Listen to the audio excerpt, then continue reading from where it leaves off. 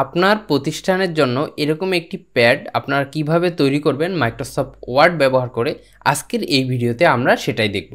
তো চলুন শুরু করা যাক। আপনি যদি চান আপনার প্রতিষ্ঠানের নামে এরকম একটি ওয়ার্ড ফাইল তৈরি করে রাখতে, যেখানে আপনি যত কার্যক্রম আছে সবগুলো জাস্ট এখানে করে আপনি দিবেন। সাপোজ ধরুন আপনি একটা ইউনিয়ন পরিষদের একটা সনদ তৈরি করতে চাচ্ছেন, উত্তরাধিকারী সনদ। তো প্রথমেই আপনার কি হবে, এরকম একটি প্যাডের প্রয়োজন হবে। সেটা যদি আপনার একটা হসপিটাল হয়, যাই হয়, এরকম একটি প্যাডের প্রয়োজন হবে। তো আজকের এই পুরো ভিডিওতে আমরা দেখব কিভাবে খুব সহজেই মাইক্রোসফট ওয়ার্ড দিয়ে অল্প কিছুক্ষণের মধ্যে আপনি এরকম একটি সুন্দর ডিজাইনের প্যাড তৈরি করতে পারেন। তো চলুন শুরু করা যাক। আচ্ছা, এর জন্য আমাদের কি করতে হবে, সর্বপ্রথম আমাদের একটি মাইক্রোসফট ওয়ার্ড ডকুমেন্ট নিতে হবে। স্টার্ট মেনু থেকে নিতে পারি, অথবা আমরা মাউসের রাইট কি ক্লিক করে নিউ থেকে মাইক্রোসফট ওয়ার্ড ডকুমেন্ট নিতে পারি। এখানে আপনি যা ইচ্ছা আপনি নাম দিয়ে জাস্ট এন্টার করলেই আপনার মাইক্রোসফট ওয়ার্ড ডকুমেন্ট তৈরি হয়ে যাবে। জাস্ট আপনি এটাকে ডাবল ক্লিক করে ওপেন করবেন। ডাবল ক্লিক করে ওপেন করার পর আপনার সামনে এরকম একটি ইন্টারফেস আসবে। এখান থেকে আপনি চাইলে পেজটা বড় ছোট করে নিতে পারবেন। তো প্রথমত আমরা কি করব, প্রথমত আমরা এই প্যাডে যেই উপরের ডিজাইনটা আছে সেটা আমরা করব। এইটা করার জন্য আমরা কি করব, আমরা সর্বপ্রথমেই আমরা কি করব, আমরা যাব ইনসার্ট ট্যাবে যাব। ইনসার্ট ট্যাব থেকে দেখুন হেডার নামে একটা অপশন আছে, এখান থেকে আমরা জাস্ট হেডার নিব। এই হেডারটা নেওয়ার কারণ কি হচ্ছে, আমরা এই ব্ল্যাঙ্ক হেডারটা নিব, এটা আমরা একটু পরে দেখাবো। এখানে একটা ব্ল্যাঙ্ক হেডার নেওয়ার পর আমরা জাস্ট ইন্টারে ক্লিক করে একটু হেডারটা বড় করে নিব। যেহেতু আমাদের এখানে এই প্যাডের যে হেডলাইনটা, হেডারটা একটু বড়, তো সেহেতু আমরা এখানে কি করব, একটু বড় হেডার নিব। এরপরে আমরা এখানে হেডার নেওয়ার পর আমরা প্রথমত কি করব, আমাদের এখানে যে লোগো দুইটা আছে, একটা লোগো একটা কিউআর কোড, আমরা এই দুইটা এখানে ইনসার্ট করে নিব। এজন্য আমরা কোথায় যাব, এখানে ইনসার্ট মেনুতে যাব, এরপর পিকচার্সে যাব। পিকচার্স থেকে আমাদের এই পিকচার্সটা যেখানে রাখা আছে, যেমন লোগোটা যেখানে রাখা আছে, এই যে লোগোটা এবং এটা কিউআর কোড, আমরা দুইটাকে সিলেক্ট করলাম। কিভাবে সিলেক্ট করলাম, কিবোর্ডের কন্ট্রোল কি চেপে ধরে, আমি যখন একটা সিলেক্ট করলাম, এরপর কিবোর্ডের কন্ট্রোল কি চেপে ধরে আরেকটা সিলেক্ট করে জাস্ট ইনসার্টে যখনই ক্লিক করব, আমাদের দুটো ফটোই কিন্তু ইনসার্ট হয়ে যাবে। হয়ে যাওয়ার পর দেখুন এখানে কিন্তু অনেক বড় হয়েছে এবং এলোমেলো হয়েছে। এই জন্য আমরা কি করব, যখনই আমরা এখানে দুইটা লোগো নিব, দেখুন আমাদের এখানে দুইটা মেনু যুক্ত হয়েছে, একটা ফরম্যাট মেনু, একটা ডিজাইন মেনু। ফরম্যাট মেনুতে যাওয়ার পর আমরা এখানে দেখব র্যাপ টেক্সট নামে একটা অপশন আছে, এখান থেকে আমরা এটাকে করে দেব বিহাইন্ড টেক্সট, এবং এই লোগোটাকে ধরে আমরা সেম র্যাপ টেক্সট থেকে করে দেব বিহাইন্ড টেক্সট।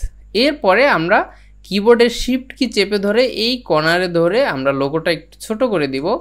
ছোট করে আমরা এই কর্নারে এটাকে বসিয়ে দিলাম। এরপর আমরা এই কিউআর কোডটা ধরলাম, এটাকে টেনে নিলাম এখানে। এরপর এটাকেও সেম শিফট কি চেপে ধরে আমরা এটাকে ছোট করে দিলাম। আচ্ছা, শিফট কি চেপে ধরে ছোট করার কারণ কি, শিফট কি চেপে ধরে যখন আমরা ছোট বড় করব তখন এটা রেশিও অনুযায়ী ছোট বড় হবে। যদি আমি শিফট কি ছাড়া এটাকে ছোট বড় করতে চাই, সেক্ষেত্রে কিন্তু আমার এটা এলোমেলো ভাবে হবে। সো সেক্ষেত্রে আমরা কি করব, শিফট কি চেপে ধরে এটাকে বড় ছোট করে আমরা জাস্ট এই দুইটাকে বসিয়ে নিলাম। এখন আমাদের এখানে লেখার পালা, আমরা কি কি লিখব। তো লেখাগুলো লেখার আগে আমরা এখানে চাইলে ডিজাইনটা নিতে পারি, আমরা অথবা ডিজাইনটা পরেও নিতে পারি। তো আমরা আগে ডিজাইনটা নিই, সেক্ষেত্রে আমাদের লেখাগুলো উপরে লিখতে সুবিধা হবে। তো প্রথমত আমরা কি করব, আমরা যাব ইনসার্টে যাওয়ার পর আমরা চলে যাব শেপসে। শেপস থেকে আমরা এই শেপটাকে, রেক্ট্যাঙ্গেল শেপটাকে সিলেক্ট করে এই কর্নারে ধরে একটু বড় ড্র করব।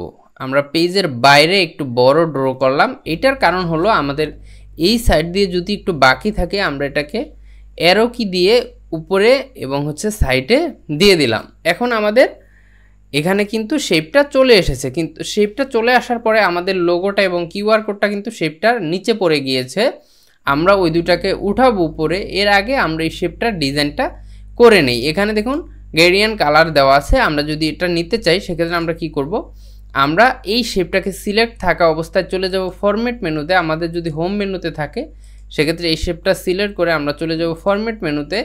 এখান থেকে দেখুন সেই ফিল নামে একটা অপশন আছে, এই ফিলে ক্লিক করে আমরা চলে যাব গ্রেডিয়েন্ট এই অপশনটায়। এরপর এখান থেকে চলে যাব একবারে নিচে মোর গ্রেডিয়েন্টস। এখানে যাওয়ার পর আমাদের ডান পাশে এরকম একটি মেনু ওপেন হবে। এখান থেকে আমরা গ্রেডিয়েন্ট ফিলটা সিলেক্ট করলেই আমাদের এখানে 4টা কালার সহ একটা গ্রেডিয়েন্ট কালার এখানে অটো নিয়ে নিবে। এখন আমাদের ধরুন এই কালারটা আমাদের পছন্দ না, আমরা এটাকে পরিবর্তন করব।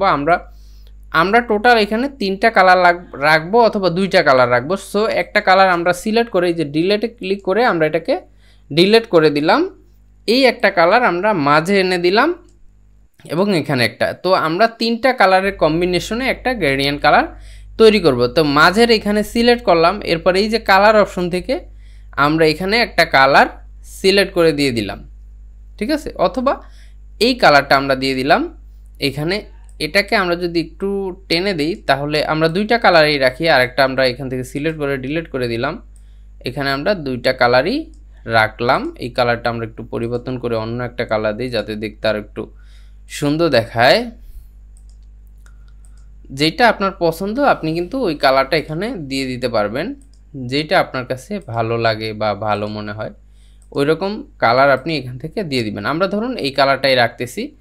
এরপরে আমরা কি করব, এই শেপটাকে আমরা পিছনে পাঠিয়ে দেব যাতে হচ্ছে আমাদের কিওয়ার্ড কোডগুলো উপরে চলে আসে। এজন্য আমরা কি করব, শেপটা সিলেক্ট থাকা অবস্থায় ফরম্যাট মেনুতে যাব।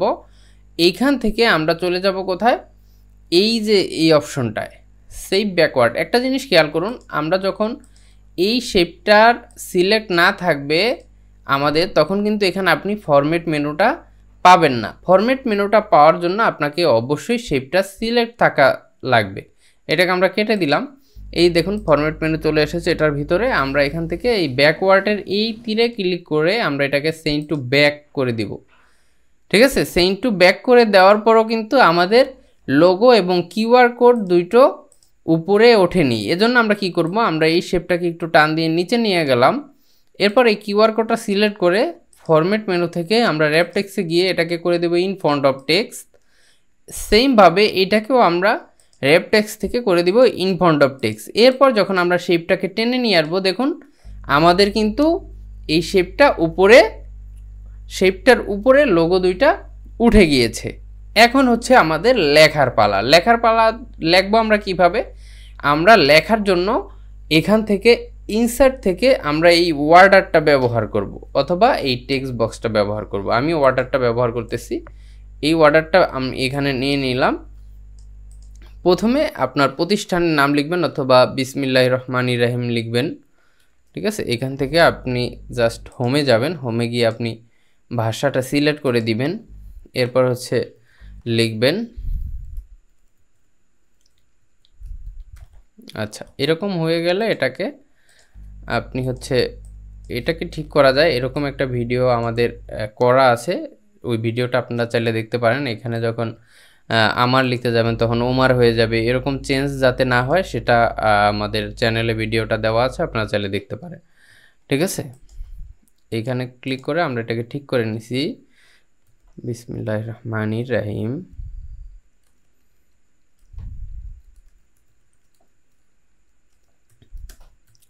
আচ্ছা এটাকে আমরা একটু ছোট করে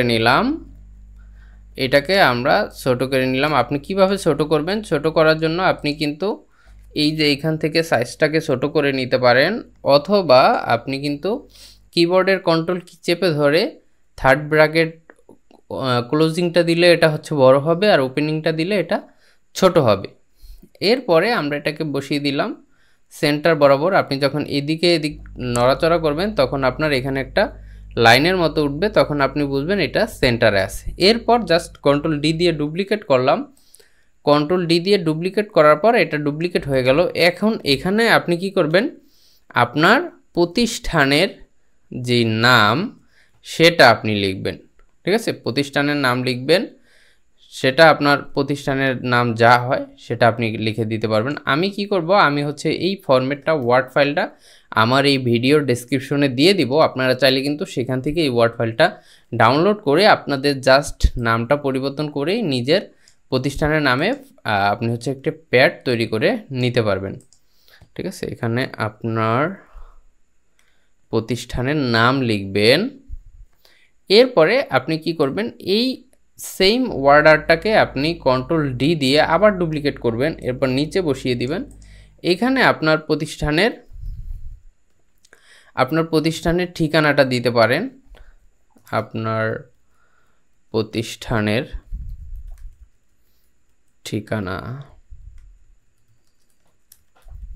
দিয়ে দিলেন। এখানে আপনার প্রতিষ্ঠান, এটা একটু ছোট করে দিবেন যেহেতু আপনার প্রতিষ্ঠানের নামটা একটু বড় করে দিবেন।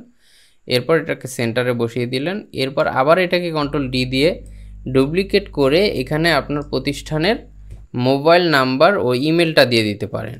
ঠিক আছে,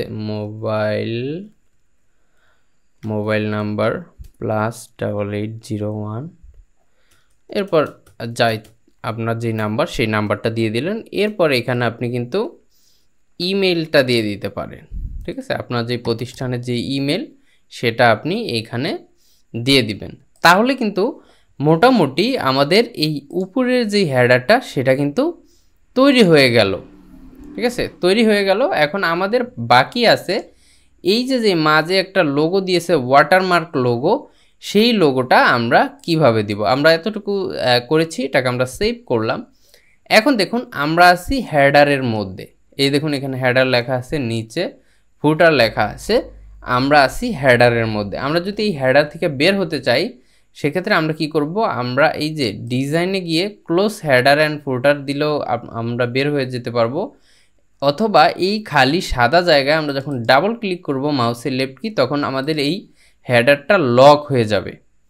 আপনাদের মনে হতে পারে যে এইরকম কালার কেন, বা এইরকম হচ্ছে আপনার আফসা আফসা দেখা যাচ্ছে কেন। এটা আফসা আফসা না, আপনি যখন প্রিন্ট করতে যাবেন কন্ট্রোল পি দিবেন, দেখুন আপনার এই ডিজাইনটা কিন্তু একবারে সুন্দর দেখাচ্ছে, এখানে একবারে ফ্রেশ দেখাচ্ছে। সো আপনার হচ্ছে ওইখানে হেডারটা লক হয়ে আছে, যাতে কেউ চেঞ্জ করে বা পরিবর্তন করে অন্য কিছু না করতে পারে। এখন আপনি একটা জিনিস খেয়াল করুন, আচ্ছা ওইটা আমরা একটু পরে দেখাচ্ছি। আমরা এখানে ওয়াটারমার্ক লোগোটা নিয়ে নিচ্ছি। ওয়াটারমার্ক লোগোটা নেওয়ার কারণ, এখানে নেওয়ার জন্য আমরা কি করব, আমরা চলে যাব ডিজাইন মেনুতে, ডিজাইনে যাওয়ার পর ওয়াটারমার্ক এই অপশনে চলে যাব। অনেকের ডিজাইনটা নাই, যারা লোয়ার ভার্সন ব্যবহার করতেছেন তাদের ক্ষেত্রে ইনসার্টের মধ্যে থাকতে পারে অথবা লেআউটের মধ্যে থাকতে পারে, বেশিরভাগ ইনসার্ট অথবা ডিজাইনের মধ্যে থাকে। আপনারা একটু খুঁজে নেবেন যে ওয়াটারমার্কটা কোথায় আছে। জাস্ট ওয়াটারমার্কে ক্লিক করার পর নিচে একটা অপশন আছে দেখেন, কাস্টম ওয়াটারমার্ক নামে, এখানে জাস্ট ক্লিক করবেন। ক্লিক করার পর নো ওয়াটারমার্ক এই অপশনটা আছে। আপনি যদি এখানে কোনো টেক্সট দিতে চান সেক্ষেত্রে টেক্সট সিলেক্ট করে এখানে আপনি যা লিখবেন,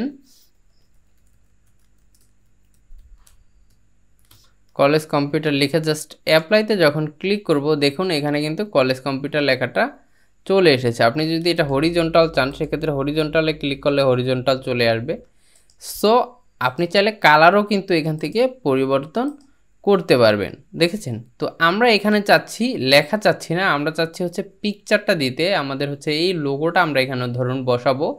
সেক্ষেত্রে আমরা কি করব, আমরা চলে যাব পিকচার ওয়াটারমার্ক এই অপশনে। এই অপশনটা যখনই সিলেক্ট করব তখন আমাদের এই সিলেক্ট পিকচার অপশনটা আমরা ক্লিক করব। ক্লিক করে আমাদের এই লোগোটা রাখা আছে ডেস্কটপে, আমরা ডেস্কটপে চলে যাব। এরপর এই লোগোটা সিলেক্ট করে যখনই ইনসার্টে ক্লিক করব, এরপর অ্যাপ্লাই দিব। অ্যাপ্লাই দিলে দেখুন আমাদের লোগোটা কিন্তু এখানে চলে এসেছে। এখন একটা জিনিস খেয়াল করুন, লোগোটা হচ্ছে ওয়াটারমার্ক অনেক বড় হয়ে গিয়েছে এবং হচ্ছে এটা উপরে উঠে গেছে বেশি। তো এটাকে আমরা পুরোপুরি মাঝামাঝি নিয়ে আসবো এবং আরেকটু ছোট করে দিব। সেক্ষেত্রে আমরা কি করব, আমরা এই ওয়াটারমার্কটা আবার ওপেন করব। ঠিক আছে, সেটা কিভাবে ওপেন করব, আমরা এই ইনসার্টে গিয়ে ওয়াটারমার্কে ক্লিক করেও আমরা কিন্তু এডিট হেডারে ক্লিক করলে আমরা কিন্তু ওয়াটারমার্কের মধ্যে প্রবেশ করতে পারবো। অথবা আমরা যদি এই ওয়াটারমার্কের উপরে এসে মাউসের লেফট কি ডাবল ক্লিক করি তাহলে আমাদের ওয়াটারমার্কটা ওপেন হবে। এরপর ওয়াটারমার্কটা যখন ওপেন হবে তখন আমরা এই লোগোতে ক্লিক করলে ওয়াটারমার্ক লোগোতে দেখুন এই লোগোটা ছোট বড় করার অপশন চলে এসেছে। কিন্তু আমরা যখন আমরা যখন হেডারের বাইরে থাকবো তখন আপনি কিন্তু চাইলেও এই লোগোটা ছোট বড় করতে পারবেন না। এই জন্য আমরা প্রথমে ওয়াটারমার্কটা ডাবল ক্লিক করে ওপেন করলাম। এরপর এই লোগোটা সিলেক্ট করে মাউসের শিফট কি ধরে এটাকে আমরা একটু ছোট করে দিলাম, চাইলে আরেকটু ছোট করে দিতে পারেন, দিলাম। এখন দেখুন অনেক সুন্দর দেখাচ্ছে। এটা চাইলে আপনি উপরে উঠাতে পারবেন, নিচে নামাতে পারবেন, আপনার প্রয়োজন মতো আপনি এই লোগোটা বসিয়ে নিলেন, এরপর জাস্ট ক্লোজ হেডারে ক্লিক করলে আপনার হেডারটা লক হয়ে যাবে। ঠিক আছে, এই লোগোটা একটু বেশি ছোট হয়ে গিয়েছে, আমরা আরেকটু বড় করে নিই। সিলেক্ট করলাম, এটাকে ধরে আমরা আরেকটু বড় করে মাঝে বসিয়ে দিলাম, এরপর আমরা হেডারটা লক করে দিই।